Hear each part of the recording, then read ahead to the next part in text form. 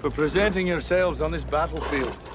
I give you thanks. This is our army. You've also juggled everything at the same time with Braveheart, directing and starring in it. Yeah. Do you like that more? What do you like more these days? Well, it was amazing, but you get gray hair doing it because 7 days a week for 105 shooting days, having to be up before everyone and going to bed later, and that's when you used to watch the dailies on a projector, and it was like, oh.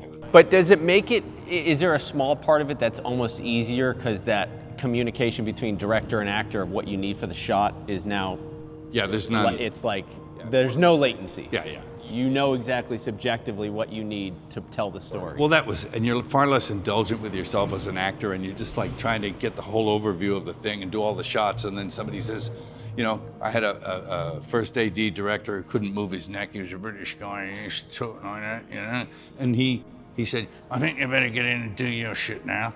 And I'd be like, all right. So we'd jump in, and I'd be just 2-3 takes and out, because I was very aware of keeping the thing moving. So way less indulgent with yourself as an actor.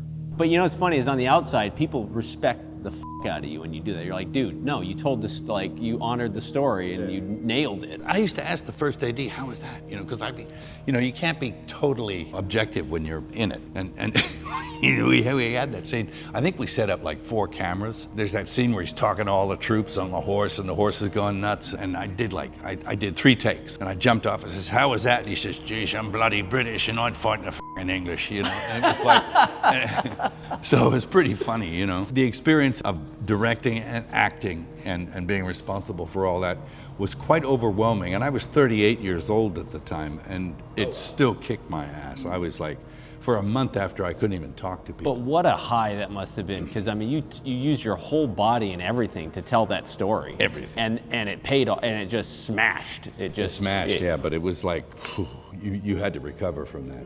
Wow. It was literally like a month I couldn't talk. I'm not kidding.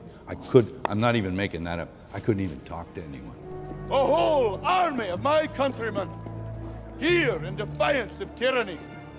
I will say the one thing that most impressed me the most is the accent. Nailed it. You must have had a coach on. The accent? Yeah. Everybody around me. We were shooting, we had all these, the Wallace clan and all these guys. I said, every one of them, I said, you need subtitles. And they'll all be talking like that, you know, you can understand like that. Oh, but you have to do it like that, you know. And you're like, I can't understand you. I actually had to make it so you could understand it. So are you just preternaturally gifted with accents? Do you just pick them up? I think I have a musical ear. Yeah. Someone like Meryl Streep can do accents better than anyone I've ever seen. She is flawless. I am not flawless, but I can get away with it.